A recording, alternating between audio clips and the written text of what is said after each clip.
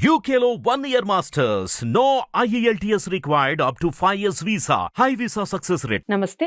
ఎన్నో ఆధ్యాత్మిక కార్యక్రమాలు నిరంతరం మన ఛానల్లో ప్రసారం అవుతూనే ఉంటాయి. చాలా మందికి చాలా రకాలైన సమస్యలతో బాధపడేవారు ఉంటారు. నిరంతరం కొన్ని సమస్యలకి పరిష్కారాల కోసం వెతుకుతూ కూడా ఉంటారు.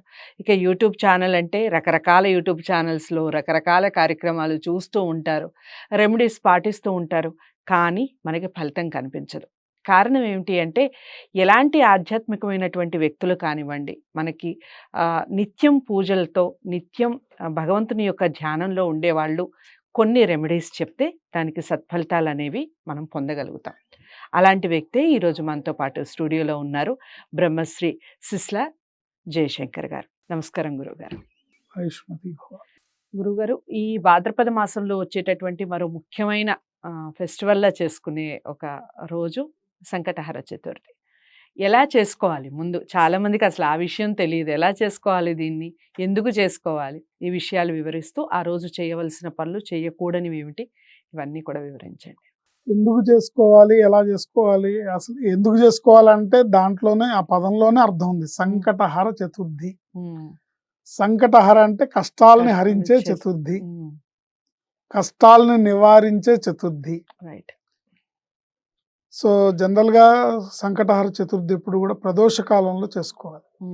సాయంత్రం పూట పొద్దున్నుంచి ఉపవాసం ఉండి పొద్దున్నే గణపతికి షోడశోపచార పూజలు చేసేసి సింపుల్ గా ఉపవాసం ఉండి సాయంత్రం పూట ఆయనకి విశేషమైన పూజ చేసుకోవడం వల్ల చాలా అద్భుతమైన ఫలితాలు ఉంటాయి. అంటే ప్రతి ఇది ఒకసారి చేస్తే దాని టేస్ట్ మీకు అర్థమవుతుంది. సో సంకటహర చతుర్థి రోజు గణపతికి అభిషేకం చేసి పూజ చేసుకునే వాళ్ళు ఉంటారు, లేదా గణపతి హోమాన్ని చేయించుకునే వాళ్ళు ఉంటారు. లక్ష్మీ గణపతి హోమం చేయించుకోవచ్చు. ఇలా అంటే వాళ్ళ శక్తి కొలది ఎలా అయినా చేసుకోవచ్చు. కానీ సింపుల్గా ఎవరికి వాళ్ళు రూపాయి ఎక్కువగా ఖర్చు లేకుండా చేసుకోవాలంటే సంకటహర చతుర్థి, ఇప్పుడు ఈ భాద్రపద మాసంలో వచ్చే సంకటహర చతుర్థి గురించి మీరు అడిగారు కాబట్టి 21వ తారీఖు సెప్టెంబర్ 21వ తారీఖు వస్తుంది. ఆ రోజు శనివారం అయింది, అశ్విని నక్షత్రంతో కూడుకొని ఉంది. ఆ రోజున పొద్దున్నుంచి ఉపవాసం ఉండి శనివారం సాయంత్రంలో గణపతికి గరికతో పూజించి, గరిక, తెల్ల జిల్లేడు పూలు ఇత్యాది ద్రవ్యాలతో స్వామిని పూజించి, విశేషమైన మీకు ఆర్థికాభివృద్ధి కావాలి, లేదా రుణ బాధలు తొలగాలి, మీ ఇంట్లో సిరి సంపదలు వెల్లివిరియాలంటే గణపతికి ఆ రోజు మీరు చక్కగా ఇంట్లో చేసిన లడ్డూని నివేదించాలి. ఏ లడ్డు అయినా పర్వాలేదండి.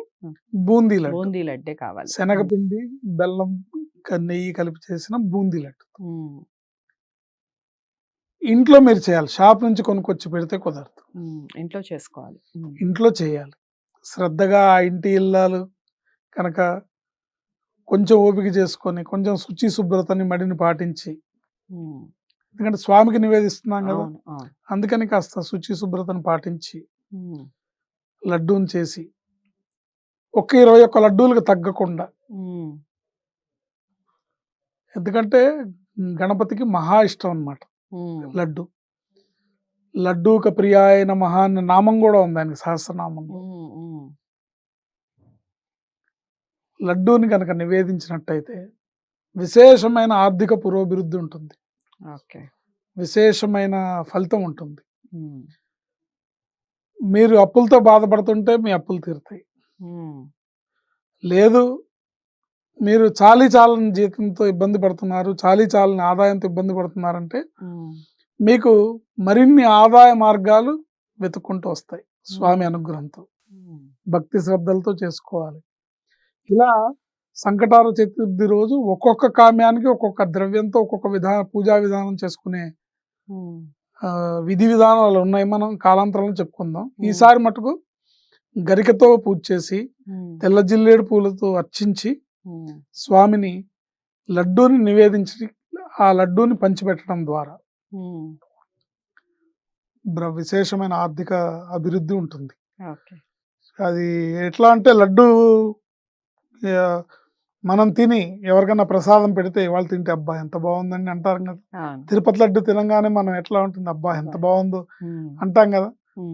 ఆ ఎంత బాగుందో అన్నది మీరు మీ చేతులతో మీరు స్వయంగా చేసి అక్కడ స్వామికి నివేదించారు కాబట్టి చాలా మంది ఏంటి దేవుడికి పెడితే ఆయన లడ్డు తింటాడా అనే వితండవాదం చేస్తుంటారు.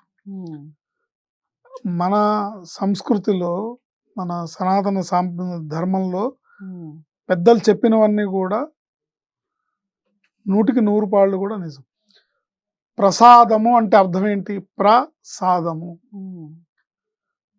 ప్రసాదము అంటే ఆయన దృష్టి వీక్షణ ప్రసరించేసిన సాదము. సాదం అంటే ఆహారము, పదార్థము, తినే పదార్థం అని అర్థం. ప్రసాదము అంటే అర్థం అది. ఆయన తినక్కర్లా, ఆయన దృష్టి వీక్షణ జరిగితే చాలు, ఆయన అలా చూస్తే చాలు. ఆయనకి మనం పెట్టేది ఏంటి? అన్ని ఆయన ఇచ్చినవే కదా. కానీ మన భక్తిని మన కృతజ్ఞతని చాటుకోవటానికి భగవంతుని ఎడల మనకున్న కృతజ్ఞతా భావాన్ని మనం చూపించుకోవడానికి మనం ప్రవర్తనను కూడా ఆయన కన్సిడర్ చేస్తారు కాబట్టి మనం స్వామి నువ్వు ఇచ్చిందే నీకు కొంచెం పెడుతున్నాను అంటే ఆయన అనుగ్రహిస్తాడు. వీడికి పెట్టే గుణం ఉంది కాబట్టి వీడికి ఇస్తే ఇంకొంతమందికి పెడతాడు. వీడికి ఎదుటి వాళ్ళకి ఏదో చేయాలనే తపన ఉంది కాబట్టి వీడికి నేను అనుగ్రహించి వీడిని ఇంకొంచెం బలవంతం చేస్తే ఇంకొంతమందికి వీడు సహాయం చేస్తాడు అనే ఆలోచనతో మన వాళ్ళు చెప్పింది అది అలా జరుగుతుంది. అందుకని ఈసారి వచ్చే భాద్రపద మాసంలో వచ్చే సంకటార చతుర్థికి తప్పనిసరిగా గరికతోనూ తెల్ల జిల్లేడు పూలతోనూ అర్చించి స్వామికి లడ్డూని బూందీ లడ్డూని స్వయంగా మీరు చేసి నివేదించినట్టయితే అద్భుతమైన ఫలితం. మీకు ఇంకా ఓపిక ఉందా, లడ్డూలతోని గణపతి హోమం చేసుకోవచ్చు. అది మరింత విశేషమైన ఫలితాన్ని ఇస్తుంది. సాక్షాత్తు మీరు భక్తి శ్రద్ధలతో చేసి అక్కడ మంత్రం కరెక్ట్గా చదివే వాళ్ళు మీకు దొరికి మంచిగా అన్నీ పర్ఫెక్ట్గా ఉంటే, శాస్త్ర ప్రకారం ఉంటే మీరు హోమంలో వేసే ప్రతి లడ్డూకి ఆయన చేయబడతాడు అట్లా స్వీకరించడానికి. అంత అద్భుతం ఈ సంకటార చతుర్థి. దాన్ని మీ శక్తి కొలది వినియోగించుకోండి. చాలా చక్కటి విషయం చెప్పారు. ఈ సంకటహార చతుర్థి గురువుగారు చెప్పినటువంటి నియమాల్ని పాటిస్తూ ఖచ్చితంగా లడ్డూల్ని మీరు స్వయంగా వండి దేవునికి నైవేద్యం పెట్టే ప్రయత్నం చేయండి. ముందుగా చెప్పాల్సిన సూచన అది. ఇక ఎలా చేసుకోవాలి, ఎలాంటి పూలతో పూజించుకోవాలి విషయాలన్నీ కూడా చెప్పారు. ఏ టైంలో చేసుకోవాలో చెప్పారు. 100% అందరూ పాటిస్తారని అనుకుంటున్నాను. గురువుగారిని జాతకాల రీత్యా లేదా ఎటువంటి రెమెడీస్కి సంబంధించి కానీ ఏదైనా బాధలతో మీరు ఉన్నట్లయితే గురువుగారిని కలవాలి అనుకుంటే స్క్రీన్ మీద కనపడే నెంబర్కి కాల్ చేయండి. తప్పకుండా మీకు అపాయింట్మెంట్ లభిస్తుంది. మీరు ఎలాంటి సమస్యలున్నా దానికి సంబంధించిన రెమెడీస్ కూడా చెప్పడం జరుగుతుంది. వీడియోని లైక్ చేసి షేర్ చేయండి. ఛానల్ని సబ్స్క్రైబ్ చేసుకోండి. మరో మంచి అంశంతో మళ్ళీ మీ ముందుకు వస్తాం. నమస్తే.